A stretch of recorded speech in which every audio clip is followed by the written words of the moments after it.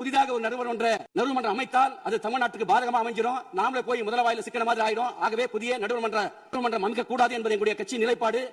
தமிழ்நாட்டுடைய ஜீவாதார உரிமை காவேரி ஆறின் குறுக்கே கர்நாடக அரசு மேகேதாத்து அணை கட்டுவதை அந்த அணை கட்டக்கூடாதுன்னு சொல்லி மாண்புமிகு முதலமைச்சர் கொண்டு வந்த தீர்மானத்தை கொள்கை ரீதியாக சித்தாந்த ரீதியாக இந்த அவையிலே மாறுபட்ட கருத்துக்கள் இருந்தாலும் தமிழ்நாட்டுடைய வாழ்வாதார உரிமை என்ற அடிப்படையிலே அனைத்து கட்சிகளும் மாண்புமிகு முதலமைச்சர் கொண்டு வந்த தீர்மானத்தை ஆதரித்தார்கள். மாண்புமிகு எதிர்க்கட்சி தலைவர் பேசும்போது ஒரு திருத்தத்தை முன்மொழிந்தார். புதிய நடுவர்மன்றம் அமைக்கப்பட வேண்டும் என்பது. அந்த திருத்தத்தோடு மாண்புமிகு முதலமைச்சர் வந்து தீர்மானத்தை நிறைவேற்றினீங்க.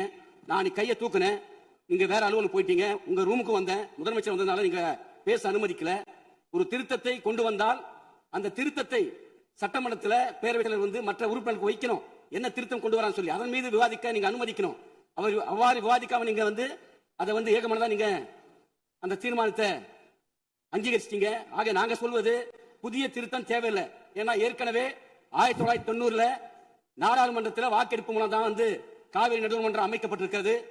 அதே மாதிரி இறுதி தீர்ப்பு 2007 அந்த காவிரி மன்ற இறுதி தீர்ப்பில் கடநிலை மாநிலங்கள் தமிழ்நாடு, புதுச்சேரி, அதே போல கேரளாவுடைய எந்தவித அனுமதி இல்லாம முதல்மடை மாநிலம் வந்து எந்த விதமான கட்டுமான பணிகளும் மேற்கொள்ளக்கூடாதுன்னு சொல்லி அதை தான் 2018 உச்ச நீதிமன்றம் உறுதிப்படுத்தியிருக்கு.